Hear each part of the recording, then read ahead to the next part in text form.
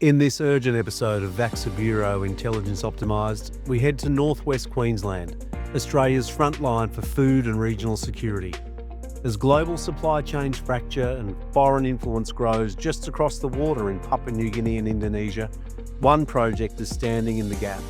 Led by visionary founder John Cotter, Northwest Phosphate is reigniting Australia's last domestic phosphate mine, securing our farms, ensuring our pharmaceuticals, fortifying our economy, and reshaping the North's strategic role in national resilience. If you care about how Australia feeds itself and defends itself, you'll want to stay tuned.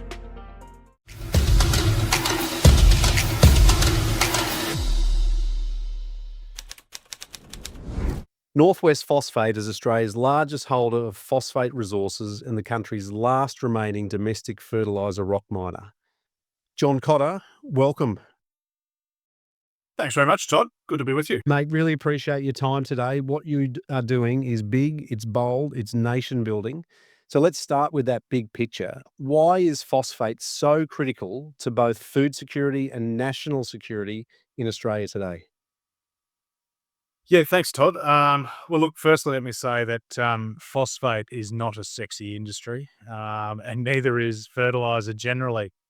But it's one of those staples in society that we never spend a lot of time thinking about until we really need it. So within the context of fertiliser generally, and as a good example, when COVID hit, it was the fastest resolutions that the UN had ever done. It took 2 days to open up COVID supply lines because Eastern Europe didn't have enough fertiliser and you were looking at hungry people. So the sheer speed in which people have to realise that this is important doesn't happen until those supply lines are cut. And phosphate is, there's an abundance of it in the world, Todd, but it's in, some pretty hard countries. Morocco is obviously the biggest producer, and they do a lot of rock exports, a lot of finished product. But the moment those ships become hard to get to Asia, life gets very interesting. And so to answer your question directly, phosphate is essentially the kickoff nutrient. So it's what's required for photosynthesis and root development. So without it, if you look at a country like New Zealand, the biggest industries in dairy don't work without phosphate. It's as simple as that. Wow. And obviously food security is very important to national security. And you've mentioned dairy is obviously one particular industry that phosphate is a major input into. And many Australians don't realise we're down to our last remaining domestic fertiliser miner. So what does that mean for our agricultural sovereignty? So I think from a sovereign protection point of view, it's a little bit like everyone will remember the AdBlue crisis in trucks, because in large part, Incitec Pivot shut down Gibson Island, which was a urea plant. These types of commodities are boring manufacturing that no one really pays attention to. And a lot of that is to do with the cost of energy, Todd, in Australia. So a lot of those energy dependent processes, when you have countries, even like America, who's still not a first quartile cost producer, but when they're using shale gas, it's cheaper for a major company like Dyno Nobel, Incitec Pivot, to use gas in America and float finished synthetic fertiliser to Australia. We're only ever 50 days away from 50,000 tonnes of fert coming from America here.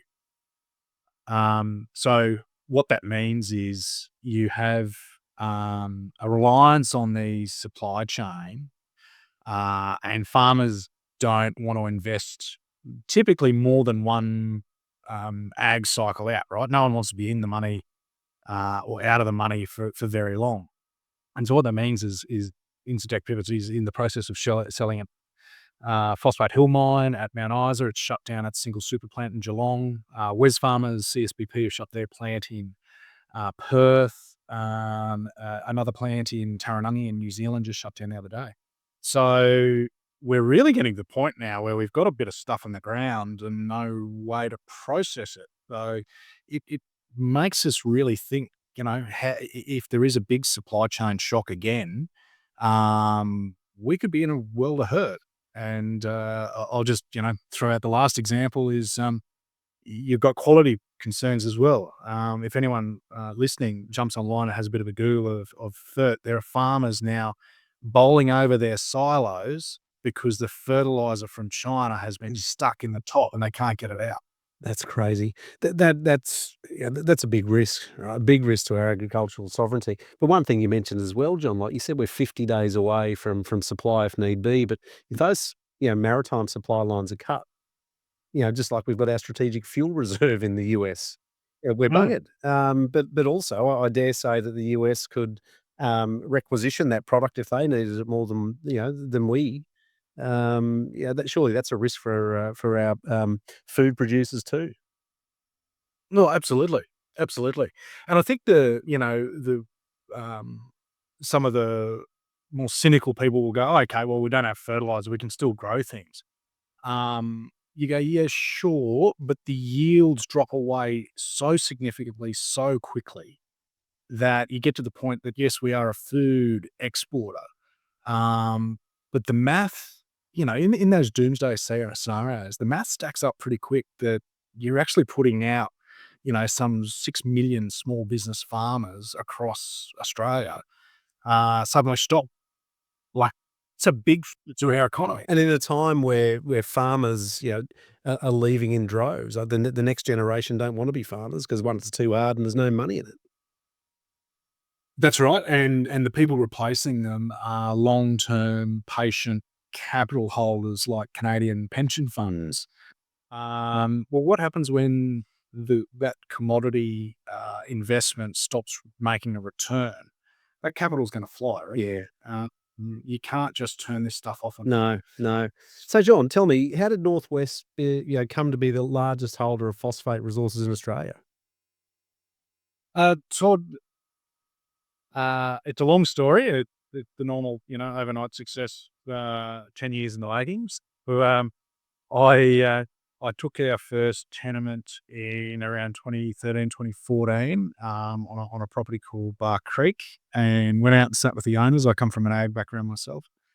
I had been involved in, looking at fertilizer production in Mount Isa previously, with some of the previous tenement owners. And they were looking at doing a very large plant and making finished fertilizer. And ultimately, they went into receivership. So I picked up some tenements, started drilling them out and learning about it, and then bought the rest of the tenements out of administration in 2021. We've then spent about $25 million to date, bringing them back up to scratch, paid out a lot of the local community clubs that were left out of pocket, paid all the rates, did all those types of things, kept ourselves very quiet in just only brought in sort of 15 farmers with me because phosphate's not a commodity the equity markets really understand or want to invest in. And so we just went through that. We raised a couple of $100 million to do a concentrator plant, and we're moving now through a path to go through the Port of Columba with Sibanye Stillwater in the north. That has left us now with 65,000 hectares of phosphate tenement, 3 mining leases. Our signature asset is Paradise South. So stage 1 on it is 201 million tonnes of measured reserve, and then we have 54 million tonnes of measured concentrate. So that puts 50 years of minimum life into the north, but we've got a total reserve somewhere close to 800 million tonnes. So we're talking about a very long life asset of high quality. Wow. Mate, and just for our listeners, can you tell us where is Paradise South? Where's it located in Queensland? So we're based in Mount Isa. If you drive north 145 kilometres towards Camberwell, you come to a region known as Gunpowder. And that was the original Lady Annie phosphate mine, which was discovered by BH South in 1970. And it's the top of the Mount Isa inlier. So the Mount Isa mines, which is owned by Glencore, basically that sort of copper oxidization follows all the way to the north to Lady Loretta, and they're our neighbours. And then you've got Cap Copper around us as well. and it's quite a heavy mining area by the highway to the Barkly Highway up to Camberwell. Yeah, right. So mate, you mentioned obviously earlier about the volume of the product, but what makes this resource and the location so unique? Um, so the phosphate deposit that we have is at the western boundary of the Georgina Basin. So it runs essentially it's the old inland sea that runs all the way into Tennant Creek.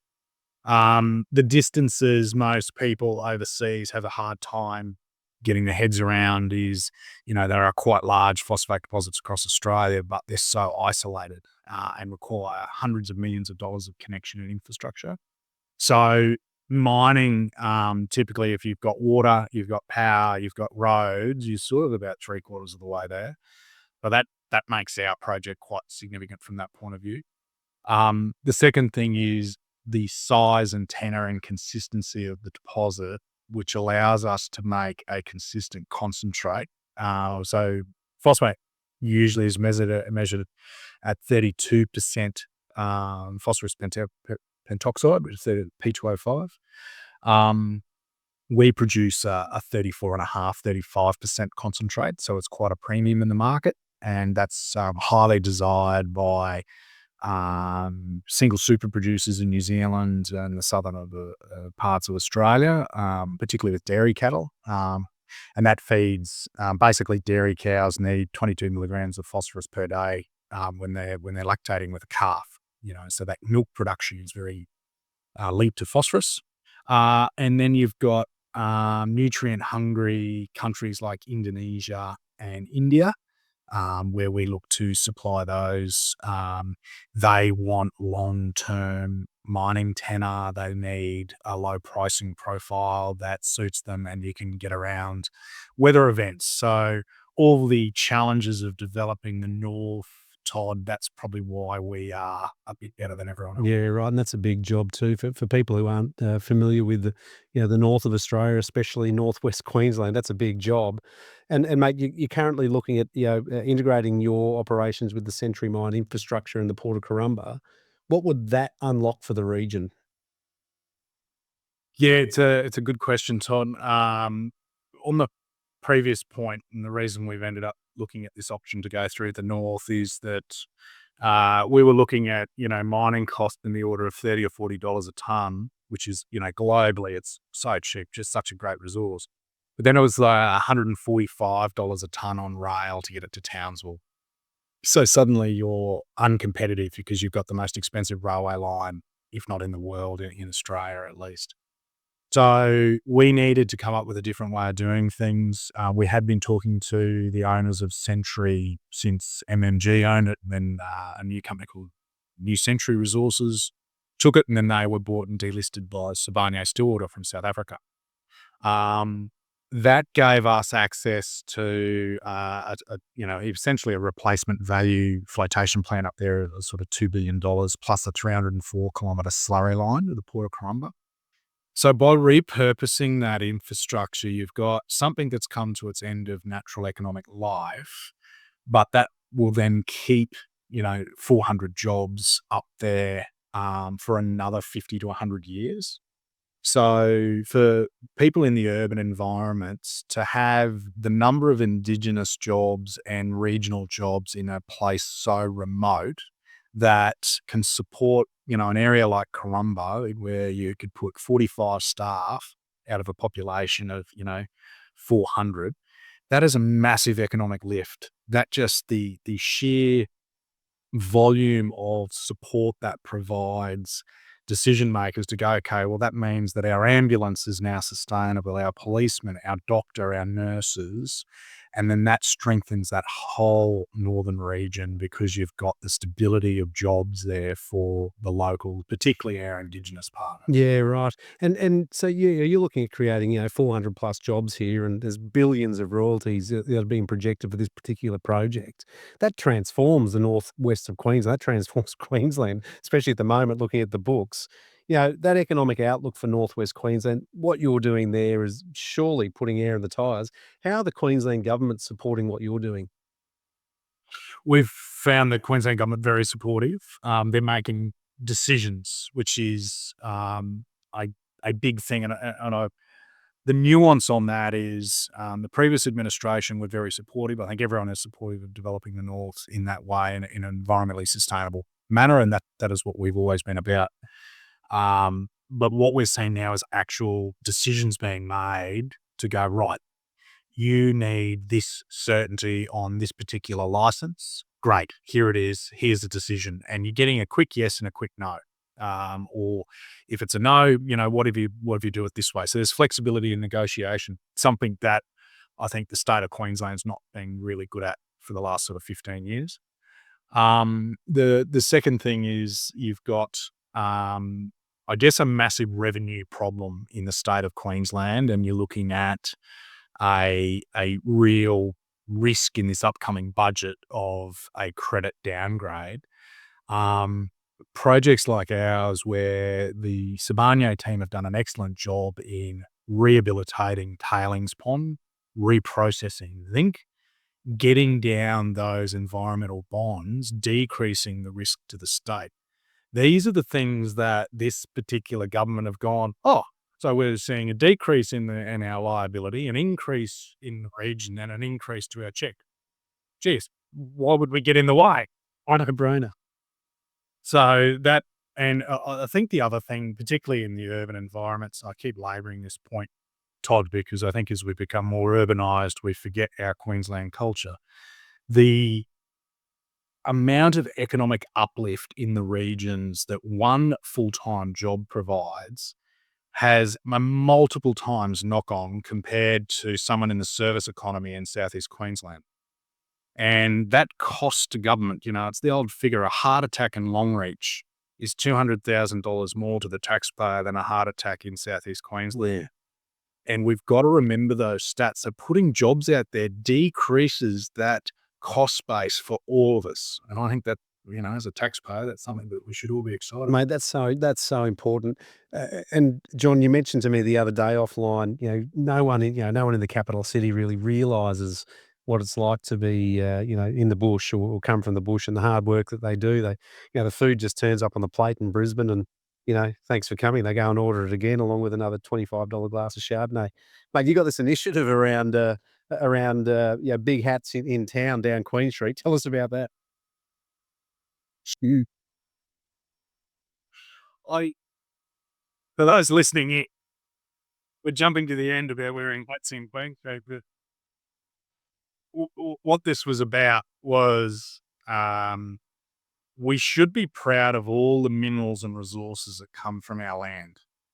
We should be proud of the fact that we have strong environmental laws. We should be proud of the fact that it's in harmony and balance. And everyone talks about coexistence and these types of things in the region. Well, I love areas like, Dingo, Blackwater, Emerald. You go home on the weekend, you run a few cows, you do some cropping, and then you're back in a mining truck on Monday, working for the group that's probably bought your family farm out, because that's what the communities do. They celebrate all resources that benefit our state. And I think, I compare ourselves to, say, Texas, and the rate of development 200 years ago that America had, and being 200 years younger than America, I'd sort of look at it and go, yes, we've got a different framework now, but we're not proud of our resources and our earning potential. And we're wasting some of those things on frivolous things that could set us up for the future. How do we put those banks aside of cash to grow our infrastructure, to grow our regions, to be proud of our regions? And I look at sort of, let's pick a policy at top, the Northern Australia Infrastructure Fund. It should have done far better than it's done, but, a bit of a critique of the Southern Liberals that put it in. It was designed exactly what it was to do what they wanted it to do, which was not lend money on risky things in the north. And, the sad news is everything in the north is risky. We've got cyclones, we've got, magpie geese coming in and eating my melons. These things happen, but give us the trust and we can produce good things. if we can unlock that capital, we can provide the certainty. And so what I'm trying to do is create a message in 1 William Street that it's okay for us to turn up in a hat and go, you know what, I'm proud of the gas, I'm proud of the coal, I'm proud of the minerals, and I'm proud of the clean produce that goes all into making the way of living that makes it great to be a Queensland. Mate, I love it. I'll be wearing one of those hats down Queen Street, mate. Don't worry about that. Oh, ones.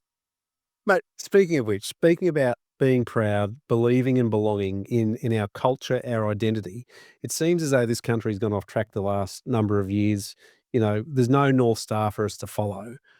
How you've mentioned the great work that the Queensland government's doing for you, and this is by no means bashing a government, but how supportive has Minister King and Prime Minister Albanese been from a federal perspective of your mine? Are they supportive or are they standing in the way? Are there any issues? Um, we haven't had any issues, Todd. We went through the federal processes some time ago. I think, you know, we have an internal saying at our place that you can't eat potential. And so we don't like making a song and dance. And I sort of look at a lot of the big miners, and, you know, you've probably seen in the press, my neighbours in Glencore have asked for some money. According to press reports, you know, something north of $2 billion for the copper mine up there. And I think from what I'm hearing, Prime Minister Albanese will come to the party on that, because it is it's a piece of significant national infrastructure.